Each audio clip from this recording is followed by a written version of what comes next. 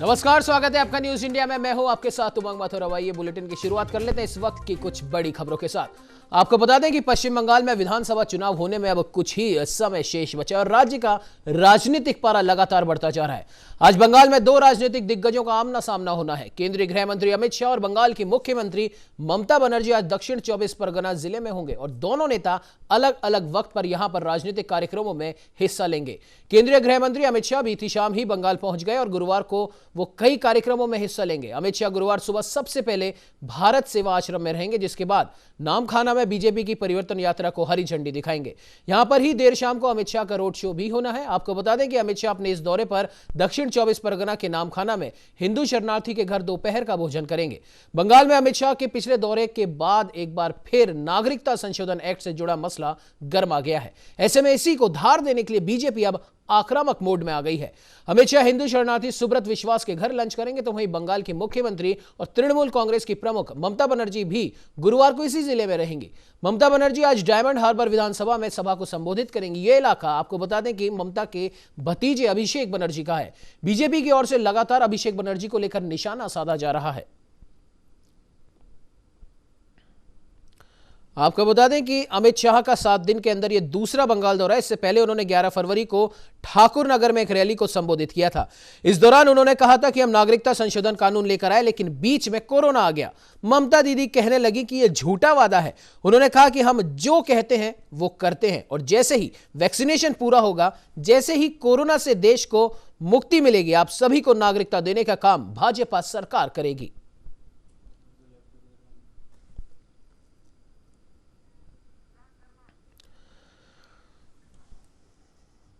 तो वही इस खबर पर ज्यादा जानकारी के लिए दिल्ली से ब्यूरो चीफ प्रशांत शर्मा हमारे साथ फोन लाइन से जुड़ चुके हैं। प्रशांत, 7 दिन में दूसरा दौरा अमित शाह का है और एक बार फिर से नागरिकता संशोधन बिल का मसला गर्माता जा रहा है।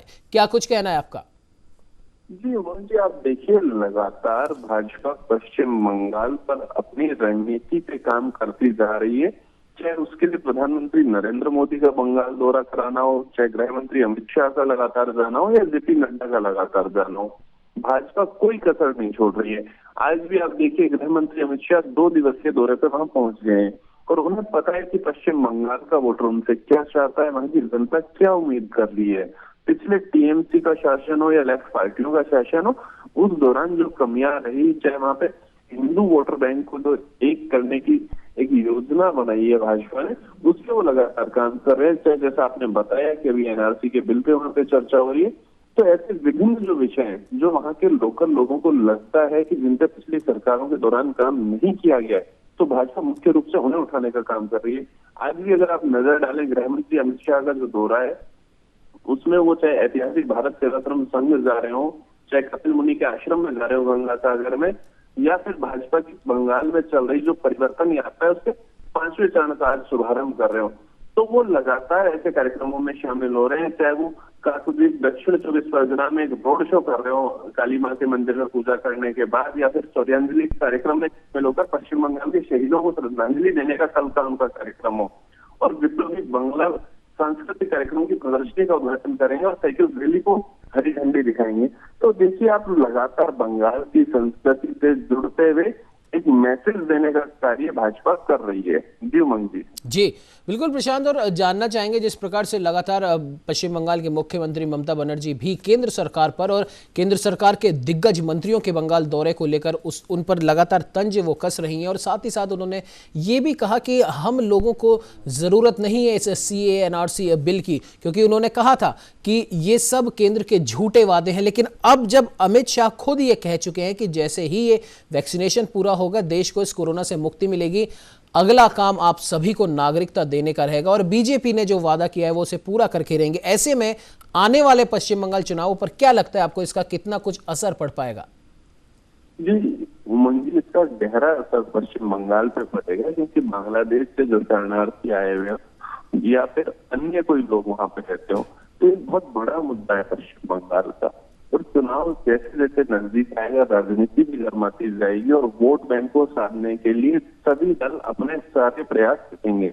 ममता बनर्जी की बात करें तो लगातार वो भाजपा की सोच को हिंदुत्ववादी सोच बताते हुए उसका विरोध करती नजर रही है, लेकिन अब उसे लगता है कि भाजपा प्रमुख रूप से बंगाल में उभर कर सामने आ रहा है और हो सकता है कि वो उन्हें कड़ी टक्कर दे, तो निश्चित रूप से कहीं सॉफ्ट हिंदुत्व की राह पर कांग्रेस की तरफ टीएमसी भी चलने पर मजबूर हो रही है।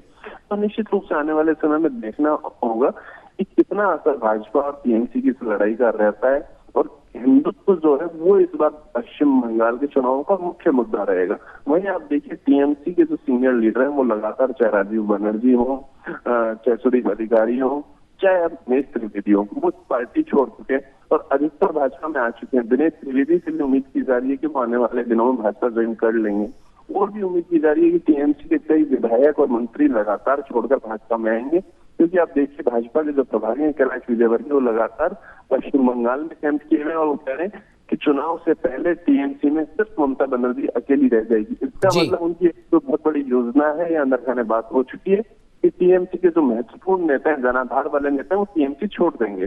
तो निश्चित रूप से ये चुनाव आने वाला हिंदुत्व के और राजनीति के नए समीकरणों पर आधारित रहेगा। जी बिल्कुल बिल्कुल प्रशांत, आपने सही कहा। प्रशांत बने रहिए हमारे साथ में राजनीतिक विश्लेषक अरविंद जयतिलक जी भी जुड़ चुके हैं। अरविंद जी, बहुत बहुत स्वागत है न्यूज इंडिया में। धन्यवाद उमंग जी। जी अरविंद जी, जैसा कि अभी हमारे ब्यूरो चीफ दिल्ली से प्रशांत ने बताया कि एक बड़ा उलटफेर बंगाल में होने की पूरी आशंका है। हालांकि ममता बनर्जी जो कि पश्चिम बंगाल की मुख्यमंत्री है, पूरी कोशिश कर रही है, और लेकिन उनकी कोशिशों में एक घबराहट, एक आने वाले कल को लेकर एक चिंता जरूर झलक रही है, क्योंकि धीरे धीरे टीएमसी के दिग्गज नेता बीजेपी ज्वाइन कर रहे हैं। और आज दिनेश त्रिवेदी, जिन्होंने कि राज्यसभा में टीएमसी छोड़ने का ऐलान कर दिया था, और उन्होंने कहा था कि मेरे बंगाल में अत्याचार बढ़ता जा रहा है और हम कुछ नहीं कर रहे, इस घटना से आहत होकर हालांकि उन्होंने आज वो बीजेपी ज्वाइन कर सकते हैं। तो इन सभी घटनाओं को अगर हम जोड़ के देखें तो बीजेपी जो दावा कर रही है कि चुनाव आने तक मुख्यमंत्री ममता बनर्जी अपनी ही पार्टी में अकेली रह जाएंगी, कितनी इस दावे को हम सत्यता के करीब देखते हैं? उमंग जी, देखिए कहावत है कि युद्ध के समय नए आविष्कारों के लिए समय नहीं होता है, जो पुराने हथियार होते हैं उन्हीं से लड़ा जाता है। लेकिन यह ममता बनर्जी के लिए सेटबैक है कि उनके पास जितने पुराने दिग्गज हथियार के तौर पे हैं, वो कहीं ना कहीं जो है उनका पाला छोड़ करके भारतीय जनता पार्टी के खेमे में जा रहे हैं। उनके लिए बहुत ही जो है विडंबनापूर्ण है। और आपने देखा भी कि कम से कम 1.5 दर्जन जो है मंत्री और विधायक अब तक भारतीय जनता पार्टी के खेमे में जा चुके हैं। तो स्वाभाविक रूप से जो एक उनका बहुत बड़ा जनाधार वाले नेता थे, वो खिसकता जा रहा है। दूसरी महत्वपूर्ण बात यह है कि भारतीय जनता पार्टी के जो उसके आनुषंगिक संगठन है, वहां पर जो है कम से कम 2-3 वर्षों से जो पूरी सक्रियता से डटे हुए हैं, और जो जनमानस है उनको ममता बनर्जी की जो खामियां हैं, उनकी सरकार को जो नीतियां हैं, उनको लेकर के कहीं ना कहीं जो है जनता के बीच में, यानी भारतीय जनता पार्टी की जो रणनीति रही है कि जमीन पर काम करने की, अब उसका असर साफ दिख रहा है। और चूंकि वहां के दिग्गज नेता जो टीएमसी के हैं, अगर वो छोड़ करके जा रहे हैं, तो स्वाभाविक रूप से उन्हें लग रहा है कि कहीं ना कहीं जो ममता बनर्जी का ये जो किला है वो ढाता नजर आ रहा है। और दूसरी महत्वपूर्ण बात की जो भारतीय राजनीति का जो एक चरित्र जो आज करीब 1.5 दशक से बनता दिख रहा है, कि जो तुष्टिकरण को लेकर के जो बहुत बड़ा सेक्शन है जो हिंदू जमात का है, उनको लग रहा है कि कहीं ना कहीं जो है ममता बनर्जी जो है मुस्लिम तुष्टिकरण की नीति पर आगे बढ़ रही है, जिसका जो है खामियाजा न केवल पश्चिम बंगाल बल्कि देश को भुगतना पड़ सकता है। तो एक जो है बौद्धिकता के तौर पर आप कहें तो जो एक चिंतन का दायरा बड़ा है लोगों का, या जो राष्ट्रीय परिप्रेक्ष्य में एक जो नजरिया होता है राष्ट्रीय हित को देखने का, तो उसका असर भी पश्चिम बंगाल में साफ दिख रहा है। तो मुझे लगता है कि ये ममता बनर्जी के लिए बहुत ही दिक्कत पैदा करेगा। यही वजह है कि जो उनके बड़े नेता हैं, चाहे राज्यसभा में जो रहे हैं या तो लोकसभा के या जो विधायक हैं, वो छोड़ करके जा रहे हैं। और दूसरी महत्वपूर्ण बात की जो जमीन पर लड़ाई जो एक भारतीय जनता पार्टी की तरफ से जो लड़ी जा रही है, आप जैसे आज ही 24 परगना में जब अमित शाह वहां गरजेंगे और जो है परिवर्तन रैली जो निकालेंगे, तो स्वाभाविक रूप से उसका भी असर पड़ता दिख रहा है, और यह जो है ममता बनर्जी के लिए काफी कठिनाई भरा होगा। जी उमंग जी। बिल्कुल अरविंद जी, एक चीज यहाँ पर और देखने वाली ये है कि ठीक है अभी टीएमसी छोड़ के टीएमसी के कई दिग्गज बीजेपी में शामिल हो चुके हैं, लेकिन एक जो रोचक स्थिति यहाँ पर पैदा होती दिखाई दे रही है, हालांकि वो होगी चुनाव के परिणामों के बाद में। अगर बीजेपी जो दावा कर रही है, वो दावा अगर उनका सच हो जाता है, बीजेपी जीत जाती है और सिंगल लार्जेस्ट पार्टी अगर वहां पर बनती है, तो उनके सामने क्या आपको नहीं लगता मुख्यमंत्री के चेहरे को लेकर काफी असमंजस होगा, और शायद इस वजह से उस पर अभी से काम शुरू हो चुका होगा? क्या लगता है अरविंद जी आपको? उमंग जी, आपने बिल्कुल सही कहा। एक तो अभी थोड़ा कहना जल्दबाजी हो कि ममता बनर्जी जो है किला पूरी तरह से ध्वस्त हो जाएगा, भाजपा सरकार बना लेगी। लेकिन मान लीजिए थोड़ी देर के लिए अगर ऐसा हो भी जाता है, तो स्वाभाविक रूप से जो एक बड़ा चेहरा मुख्यमंत्री के तौर पे वहां पे कौन होगा, इसको लेकर के लेकिन यहाँ पर ध्यान देना होगा कि भारतीय जनता पार्टी का जो एक केंद्रीय टीम है वो काफी कुछ जो है डिसाइड करती है। और ये जो आपने उत्तर प्रदेश देखा होगा, उत्तराखंड देखा होगा, हिमाचल में देखा होगा कि किस तरह लगता था कि मुख्यमंत्री कौन बनेगा, लेकिन वही होता था जो कि केंद्रीय टीम विशेष रूप से शाह और मोदी जी की जो जोड़ी है वो तय करती है जी। तो हमारे समझ से वह जो है भारतीय जनता पार्टी के लिए बहुत बड़ा जो है नहीं रहेगा कि वो किसको जो है बनाया जाए। लेकिन चूंकि कई बड़े चेहरे टीएमसी के टूट करके आए हैं तो उनकी भी अपनी एक महत्वाकांक्षा है, और अगर उनकी जो है महत्वाकांक्षा पूरी नहीं होगी तो चूंकि राजनीति में उलटफेर होते देरी नहीं लगती है, और अगर कहीं जीत हार का मार्जिन सीटों का कम रहा तो ऐसी स्थिति में भारतीय जनता पार्टी के सामने जो है बहुत बड़ी दिक्कत हो सकती है। हालांकि चूंकि भारतीय जनता पार्टी के पास जो है राज्यसभा से लेकर विधान परिषद से लेकर तमाम जो है गवर्नर के पद समायोजित करने के लिए रहेंगे उनके पास, तो स्वाभाविक रूप से भारतीय जनता पार्टी इन सब चीजों में माहिर है और उसमें जो है उसको कामयाबी मिल सकती है। लेकिन अरविंद जी, जिस प्रकार से अगर हम बात करें शुभेंदु अधिकारी के उस बयान की, जो उन्होंने कहा था कि टीएमसी छोड़ने के जो उन्होंने प्रमुख कारण बताए थे, उसमें से एक प्रमुख कारण ये था कि टीएमसी में अब भाई भतीजावाद की राजनीति शुरू हो चुकी है और जो जमीनी स्तर का जो कार्य करता है उसको कोई तरजीह नहीं दी जा रही, उसकी बात नहीं सुनी जा रही।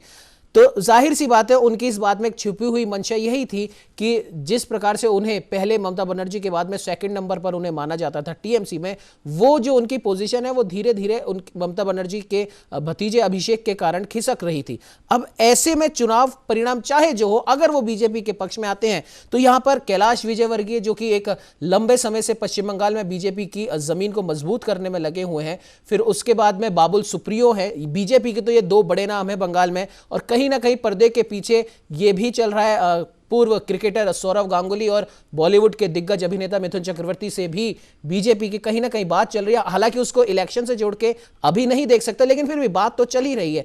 ऐसे में कौन पश्चिम बंगाल का नेतृत्व करेगा अगर बीजेपी जीतती है, क्या लगता है आपको? उमंग जी, देखिए 2009 का दौर याद कीजिए नंदीग्राम का, जिसको मामले को सामने ला करके ममता बनर्जी का जिस तरह कद बढ़ा और किस तरह से जो है वहां पे किसान आंदोलन के जरिए जो है सत्ता तक पहुंची, और उस पूरे बेल्ट में शुभेंदु अधिकारी का जो है अपना दबदबा रहा है और करीब 40 से 45 विधानसभा पर उनकी पकड़ रही है, तो स्वाभाविक रूप से अगर वो टीएमसी छोड़ करके आए हैं तो उनकी अपनी एक महत्वाकांक्षा है, और उस महत्वाकांक्षा को जो कहीं ना कहीं भारतीय जनता पार्टी के सामने जो है जाहिर भी कर चुके हैं।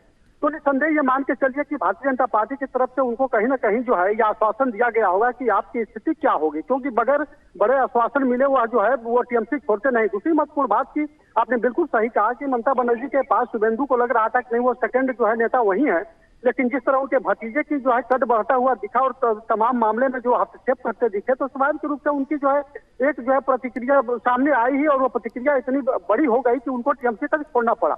आपका दूसरा जो सवाल है कि जो तमाम जो चाहे मिथुन चक्रवर्ती हो, सौरव गांगुली हो या और जो बड़े नेता हैं, अगर उनकी स्थिति क्या होगी। देखिए ये मान के चलिए कि भारतीय जनता पार्टी बड़ी परिपक्व पार्टी है, और पश्चिम बंगाल में जो है जो भी उसका नेतृत्व करेगा वो कहीं ना कहीं जो है वो पूरी कमान तो जो है मोदी शाह के पास ही रहेगी, लेकिन साथ ही जो है चूंकि वो जनता की स्वीकार्यता उसको जो है कितनी मिलेगी इसका भी केंद्रीय टीम को जो है ध्यान रखना पड़ेगा। तो इसमें हो सकता है कि अब तो कोई ऐसा चेहरा ये लोग लाएं जिस पर जो है सर्वानुमति बने, और ये मान के चलिए कि भारतीय जनता पार्टी में जिसको भी जो है अपना सामने रख देती है बतौर चेहरा, तो स्वाभाविक रूप से स्वीकार्यता जो उसके इर्द गिर्द जो है सिमटने लगती है और वो पार्टी का एक बड़ा नेता हो भी जाता है। जी बिल्कुल। और एक आखिरी सवाल अरविंद जी आपसे है कि जिस प्रकार से अभी तमाम दिग्गज इस समय बीजेपी में आ चुके हैं, टीएमसी के, और बीजेपी भी बंगाल से जुड़े हुए दिग्गजों से, भले ही वो किसी भी फील्ड से आते हो, उनसे लगातार बातचीत की जा रही है। हालांकि उनका तो यही कहना है कि राजनीति से प्रेरित कोई बात नहीं हुई है, लेकिन पर्दे के पीछे क्या खेल चल रहा है वो लगभग सब देख ही रहे। एक आखिरी सवाल आपसे यह है कि जिस प्रकार से केंद्रीय नेतृत्व के खिलाफ संपूर्ण विपक्ष लामबंद हो चुका है, और कहीं ना कहीं इस चीज की एक सहानुभूति फैक्टर केंद्र सरकार के लिए आ ही जाता है कि एक अकेले बीजेपी के खिलाफ या प्रधानमंत्री मोदी या फिर अमित शाह के खिलाफ संपूर्ण विपक्ष है।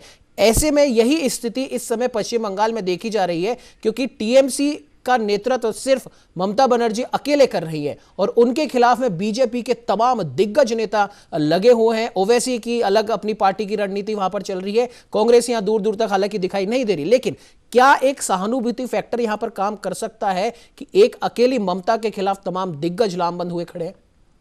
बिल्कुल मंगे, देखिए राजनीति तो धारी होती है, सहानुभूति दोनों तरफ चलती है। अगर मान लीजिए कि पश्चिम बंगाल की जनता को लगा कि अगर भारतीय जनता पार्टी के खिलाफ जो है पूरी जो है राजनीतिक कायनात जुटी हुई है, लगी हुई है, तो उसका फायदा उसको मिलता है। लेकिन चूंकि राजनीति में सत्ता बनाने में आंकड़ों का बहुत बड़ा खेल होता है। जी। अगर मान लीजिए भारतीय जनता पार्टी जो है कुछ आंकड़ों से अगर पिछड़ रही होती है और मान लीजिए कि लेफ्ट और जो है कांग्रेस मिल करके अगर वो सरकार बनाने लायक मतलब समर्थन देने लायक स्थिति अगर 2-4-10-20 सीटों की बनती है, तो मुझे लगता है कि उसमें जो कहावत है ना कि शत्रु का शत्रु मित्र होता है, तो वहाँ जी। जो है भाजपा को टारगेट किया जाएगा और कहीं ना कहीं जो ये इन दलों के जो समर्थन होगा वह शिफ्ट करेगा ममता बनर्जी की ओर, क्योंकि वो जो एक सेकुलर जो शब्द बना हुआ है भारत में, वह दिखाना होता है कि नहीं जो हम सेक्युलर हैं। उस स्थिति में जो लेफ्ट और जो है कांग्रेस की मजबूरी होगी ममता बनर्जी को समर्थन देना। ऐसे में भारतीय जनता पार्टी के लिए वहाँ दिक्कत होगी अगर उसके पास मान लीजिए कि वाजिब आंकड़े नहीं मिल पाते हैं तब। तो ये इस स्थिति में एक तरफ जनता की सहानुभूति तो रहेगी, लेकिन आंकड़े जो है काफी कुछ वो जो है तय करेंगे कि जो है सरकार बनाने में जो है किसकी क्या भूमिका होगी। उमंग जी।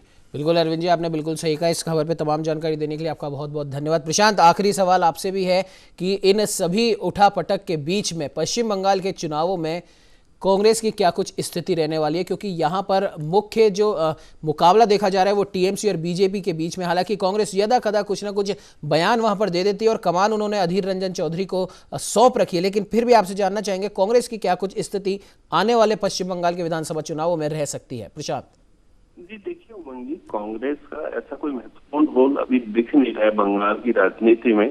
हालांकि अधीर रंजन चौधरी जो लोकसभा में कांग्रेस संसदीय दल के नेता भी हैं, वो पश्चिम बंगाल से आते हैं, लेकिन अधीर रंजन बातें कर रहे हैं, लेकिन जमीनी स्तर पर जिस हिसाब से भाजपा और टीएमसी रैलियां कर रही है, जनसभाएं कर रही है, रोड शो कर रहे हैं, अपने कार्यकर्ताओं को जोड़ने के लिए विभिन्न कार्यक्रमों का आयोजन कर रहे हैं, तो कांग्रेस उनमें काफी पीछे नजर आ रही है और अभी राहुल गांधी और प्रियंका गांधी के भरोसे नजर आ रही है और उम्मीद करती है कि राहुल गांधी पश्चिम बंगाल आएंगे और उसका कोई असर देखने को मिलेगा। हालांकि कांग्रेस वहां गठबंधन के साथ चुनाव लड़ेगी पश्चिम बंगाल में और अपनी समान विचारधारा की कुछ पार्टियों से उनकी लगातार बातचीत चल रही है। जी उमंग, बिल्कुल प्रशांत, आपने सही कहा। खैर, अब आने वाले पश्चिम बंगाल के चुनाव काफी रोचक रहने वाले हैं और इसके नतीजों पर संपूर्ण देश की नजर रहने वाली है। फिलहाल इस खबर पर तमाम जानकारी देने के लिए प्रशांत आपका भी, अरविंद जी आपका भी बहुत बहुत धन्यवाद। बढ़ते अगली खबर की ओर, जहां उत्तर प्रदेश के उन्नाव के असोहा थाना क्षेत्र के बबुरहा गांव में खेत से 2 नाबालिग लड़कियों के संदिग्ध हालत में शव मिलने से हड़कंप मचा हुआ है। दरअसल चारा लेने गई 3 नाबालिग लड़कियां खेत में गई थी तो लड़कियों के चाचा को किसी ने सूचना दी कि तीनों लड़कियां खेत में बेसुध पड़ी हैं। तीनों को तत्काल अस्पताल लेकर जाया गया, जहां 2 को डॉक्टरों ने मृत घोषित कर दिया, तो वहीं तीसरी की हालत अभी नाजुक बताई जा रही है। उसका इलाज कानपुर के रीजेंसी अस्पताल में चल रहा है। एहतियात के तौर पर गांव के अलावा जिला अस्पताल में भी भारी पुलिस बल को तैनात कर दिया गया है। पीड़िता की मां के मुताबिक लड़कियों के मुंह से झाग निकल रहे थे। पुलिस 6 टीमें बनाकर इस मामले की तफ्तीश कर रही है और इसी बीच इलाके के लोग गांव में धरने पर बैठ गए। इनकी मांग है कि परिवार वालों को थाने में ना बिठाया जाए, परिवार को इंसाफ दिलाया जाए और लोगों का आरोप है कि परिवार को किसी से मिलने नहीं दिया जा रहा। 3 लड़कियों को उसके परिजन जो है यहाँ पे जो CHC है वहाँ पे ले गए थे और तीनों बेहोशी की हालत में थी, जिसमें से 2 को ब्रॉड डेड डॉक्टर के द्वारा घोषित किया गया है और 1 को हायर सेंटर रेफर किया गया है ट्रीटमेंट के लिए। इसमें अभी तक जो छानबीन और सब लोगों के प्रत्यक्षदर्शियों के जो बयान लिए गए हैं उसके आधार पे और जो डॉक्टर के ओपिनियन है उसके आधार पे कुछ घटनास्थल पे काफ़ी झाग पड़ा हुआ पाया गया है। तो प्राइमा फेसी पॉइजनिंग के भी कुछ सिम्टम्स है और अन्य घटनास्थल को रिकंस्ट्रक्ट करके साक्ष्य को संकलित करते हुए और सभी के बयान लेते हुए घटना के अनावरण हेतु घटना के बारे में पूरी जानकारी करके इसको पूरा रिकंस्ट्रक्ट करने की कोशिश की जा रही है।